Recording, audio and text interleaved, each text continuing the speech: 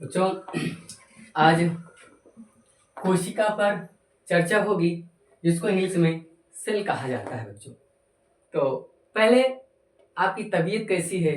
आप स्वस्थ होंगे, मस्त होंगे। तो आज का नया टॉपिक है कोशिका। कोशिका मीन्स होता है सेल होता है। बच्चों, आपको बताने से पहले इनका थोड़ा सा इंट्रोडक्शन आपको देना चाहते हैं, परिचय समझते हैं इनका। देखो बच्चों, इस जगत में, इस किंगडम में, इस जगत में कोई भी स्पीसीज, कोई भी प्राणी होता है वह बिना सेल से नहीं बन सकता है। बच्चों, तो सेल होना जरूरी होता है। तो बच्चों, इसका डिफिनीशन जानते हैं, सेल क्या होता है। बच्चों, चलिए वीडियो को स्टार्ट करते हैं और इसको ज्यादा ज्यादा शेयर, लाइक और सब्सक्राइब कीजिए। इस चैनल को ओमेगा क्लासेस पढ़ती है। तो चलिए परिभाषा जानते हैं इसकी।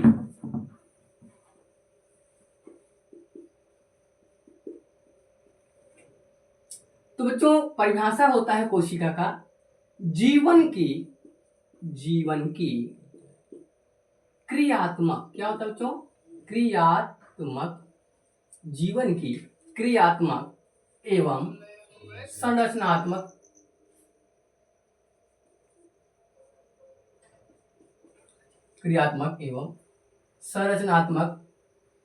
इकाई बच्चों कोशिका होती है। इकाई को कोशिका कहते हैं। कोशिका कहते हैं।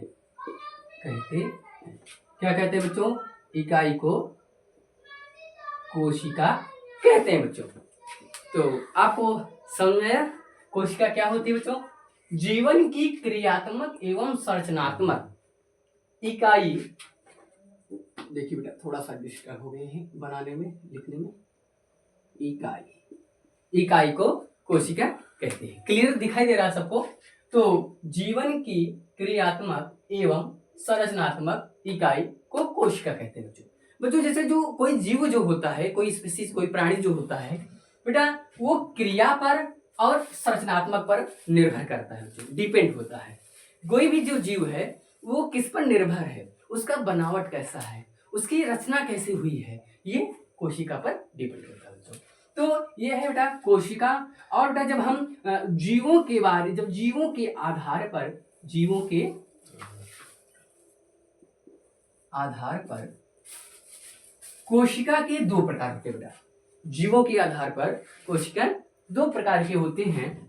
एक होता है बच्चों एक कोशिकीय जीव और एक होता है बहुकोशिकीय जीव। एक क्या होता है बच्चों? एक कोशिकीय और एक होता है बेटा बहुकोशिकीय। क्या होता है? बहुकोशिकीय। एक कोशिकीय होता है बच्चों और क्या होता है? बहुकोशिकीय होता है। चलिए बेटा, जो एक कोशिकीय होता है इसके बारे में हम समझते हैं। बेटा, जो एक कोशिकीय है, जैसे बेटा कुछ ऐसे जीव हैं जो बेटा जलीय कहलाते हैं, जो जलीय है बेटा, जो जल में निवास करते हैं उनको जलीय कहा जाता है। बेटा, एक कोशिकीय के अंदर बेटा जैसे अमीबा आ जाता है, पैरामीशियम आ जाता है, यूग्लिना आ जाता है बेटा, और हाइड्रा आ जाता है। तो ये इस जो माइक्रोस होते हैं, कुछ सूक्ष्म होते हैं, कुछ हमें दिखाई देने वाले जीव होते हैं, कुछ नहीं देख पाते हैं। तो कुछ देखने के लिए हम माइक्रोस्कोप, सूक्ष्मदर्शी का यंत्र का प्रयोग करते हैं बेटा। फिर भी अमीबा जो है वो हम देख सकते हैं, हाइड्रा को भी हम देख सकते हैं। चलिए बच्चों, जैसे इसमें जैसे आ जाएगा अमीबा। क्या आता है बेटा? अमीबा आता है। अमीबा